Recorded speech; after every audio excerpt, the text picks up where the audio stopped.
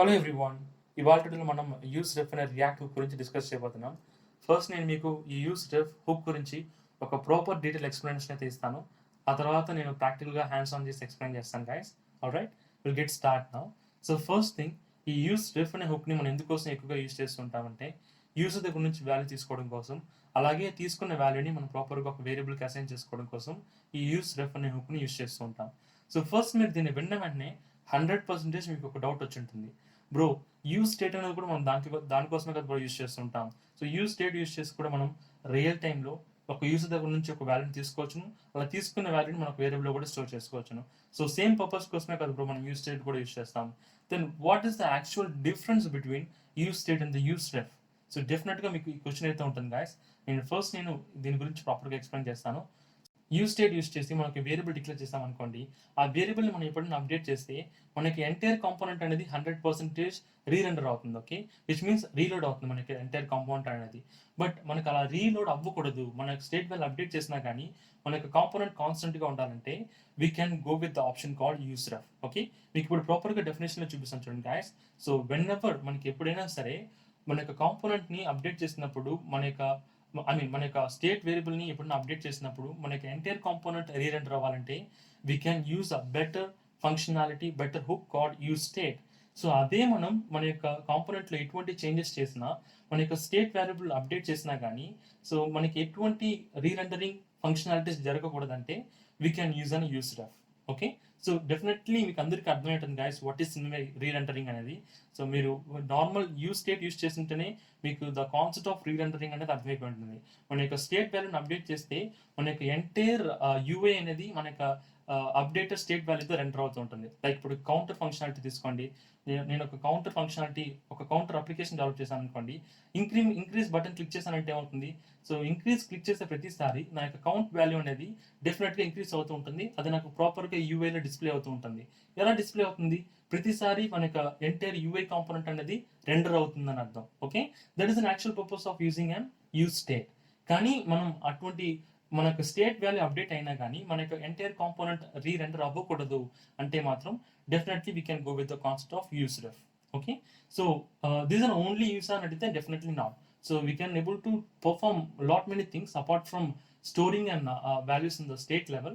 So which is called, we can able to work on auto focusing the input field. మనకి input field auto focusing కూడా చేయొచ్చును using an use ref. And మన యొక్క previous state వాల్యూస్ని కూడా store చేసుకోవచ్చును using an use ref. Okay, so what is my auto focusing? డెఫినెట్గా మీకు డౌట్ అయితే ఉంటుంది నేను చెప్పిన వెంటనే ఆ వర్డ్ని. సో ఆటో ఫోకసింగ్ అనేది మీన్స్ ఇప్పుడు నేను మీకు ఒక లింక్ పంపిస్తున్నాను అనుకోండి గాయస్. ఓకే, మేబీ ఒక లాగిన్ లింక్, ఒక షైన్ అప్ లింక్ పంపిస్తున్నాను మీకు వాట్సాప్కి. మీరు దాన్ని క్లిక్ చేసిన వెంటనే మీకు ఆ login page or the sign up page అనేది ఓపెన్ అవుతుంది. ఓపెన్ అయిన వెంటనే you can see that particular input field. మనం కజర్ అనేది మనం ఎక్స్ప్లిసిట్గా క్లిక్ చేస్తాం కదా. మనం enter your name, enter your password అనే ప్లేస్లో మనం క్లిక్ చేసేదా మన కజర్ అనేది వెళ్తుంది ఆ పర్టికులర్ ఇన్పుట్ ఫీల్డ్కి. కానీ అలా కాకుండా ఆటోమేటిక్గా మీరు ఆ ఇన్పుట్ ఫీల్డ్ని ఫోకస్ చేయాలనుకోండి. లైక్ మీరు ఆ పర్టికులర్ లింక్ క్లిక్ చేసిన వెంటనే మీకు ఫామ్ ఓపెన్ అవుతుంది. ఫామ్ ఓపెన్ అయిన వెంటనే బై డిఫాల్ట్ ఆ కజర్ అనేది మీ యొక్క ఇన్పుట్ ఫీల్డ్లో ఉండాలి. ఓకే, ఆ ఫామ్ యొక్క ఇన్పుట్ ఫీల్డ్లో ఉండాలనుకుంటే we can use an auto focusing kind of activities as well using an use ref.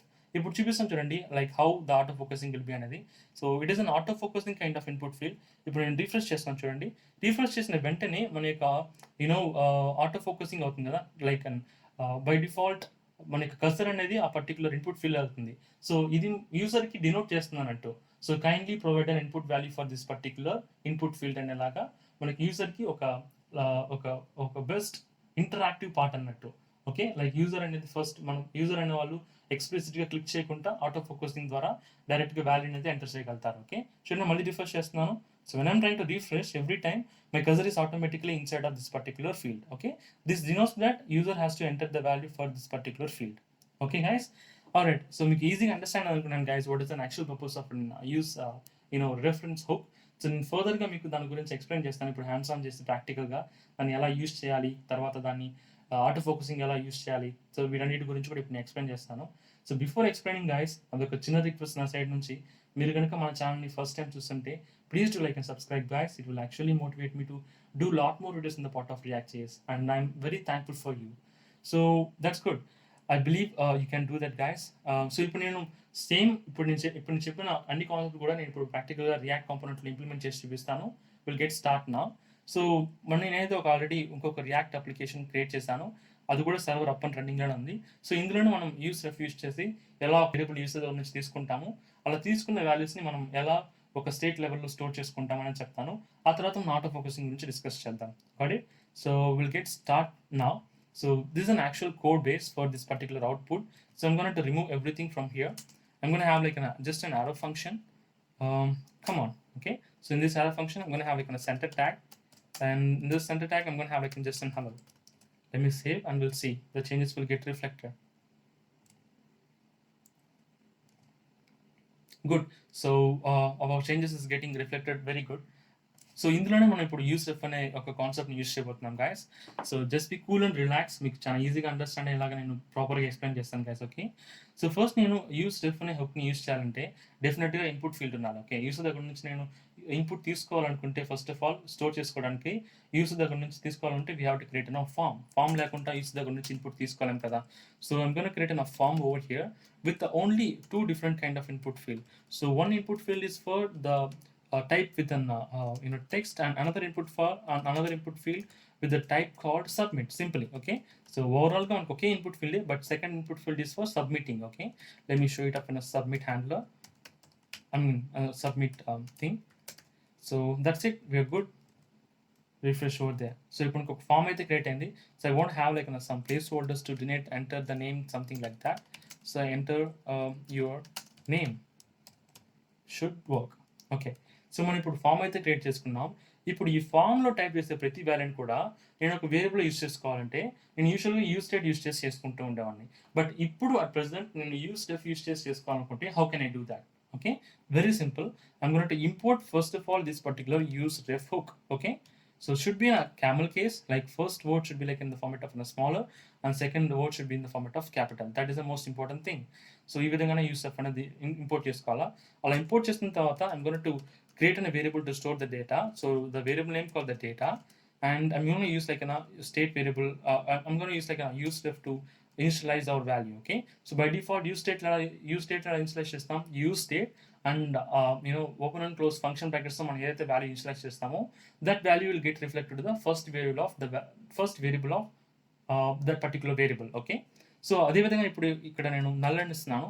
ఇప్పుడు ఏమవుతుందంటే this particular null value will get reflected back to this particular data variable. Okay, by default the value for the data is null. Okay, so ఇప్పుడు నేను ఈ input ఫీల్డ్లో type చేసే ప్రతి value ఈ డేటాన వేరియబుల్కి అసైన్ చేసుకోవాలనుకుంటే వాట్ షుడ్ ఐ డూ? నేనేం చేయాలంటే definitely I want to make an connection. So ఈ పర్టికులర్ ఇన్పుట్ ఫీల్డ్కును ఈ పర్టికులర్ వేరియబుల్కును ఈ పర్టికులర్ ఇన్పుట్ ఫీల్డ్కును I want make an connection. So యూజువల్గా నేను యూస్ స్టేట్ యూస్ చేసి ఎక్స్ప్లెయిన్ చేసినప్పుడు on change event handler use చేస్తుంటాం కదా. But here whenever I'm trying to use an use ref, we doesn't want any kind of on change event handler. ఈ on change event హ్యాండ్లర్తో అసలు అవసరమే లేదు. మనం అటువంటి ఆన్ చేంజ్ ఈవెంట్ హ్యాండ్లర్స్ లేకుండానే మనం ఈజీగా మనం ఇందులో టైప్ చేసే ప్రతి వాల్యూస్ కూడా ప్రాపర్గా హ్యాండిల్ చేసి ఈ పర్టికులర్ వేరియబుల్ అనేది అసైన్ చేయొచ్చు. Okay, that is an capability of use ref hook. Okay, all right, will start here. So దానికోసం డెఫినెట్గా కనెక్షన్ అయితే ఉండాలి కదా. దానికోసం I'm using an attribute called ref with a specific variable that we would like to store. So ఈ ref అనే attribute ఏం చేస్తుందంటే it will refer whatever the value that you're trying to type over in this particular input field, and will try to get stored in this particular data variable. మనం data variable create చేసినాం కదా, ఆ వేరియబుల్లో మనకి ఇక్కడ type చేసే ప్రతి వాల్యూని డైరెక్ట్గా స్టోర్ అయ్యేలాగా ఈ రెఫ్ అనే అట్రిబ్యూట్ హ్యాండిల్ చేస్తుంది అన్నట్టు. ఓకే, సో ఫర్దర్గా మనం ఆన్ చేంజ్ ఈవెంట్ యూస్ చేయం, only this is fine. So ఇప్పుడు నేను సేవ్ చేస్తున్నాను. I'm going back to the browser. So seeing that no errors and no warning seems to be. So ఇప్పుడు నేను టైప్ చేశాను అనుకోండి like and hello something, I can able to handle the values. But మనకి handle అవుతుందా లేదా, ప్రాపర్గా మనం type చేసే వాల్యూ ఈ డేటా అనే దానికి అసైన్ అవుతుందా లేదా అని చెక్ చేయాలంటే definitely we have to use an submit handler. Okay, మనం సబ్మిట్ హ్యాండ్లర్ ద్వారా సబ్మిట్ చేస్తేనే కదా తెలిసేది మనకి ప్రాపర్గా వాల్యూ చేంజ్ అయ్యిందా అదా లేదా అని. Okay, so now what I'm going to do, I'm going to create an submit handler. Okay, so submit handler.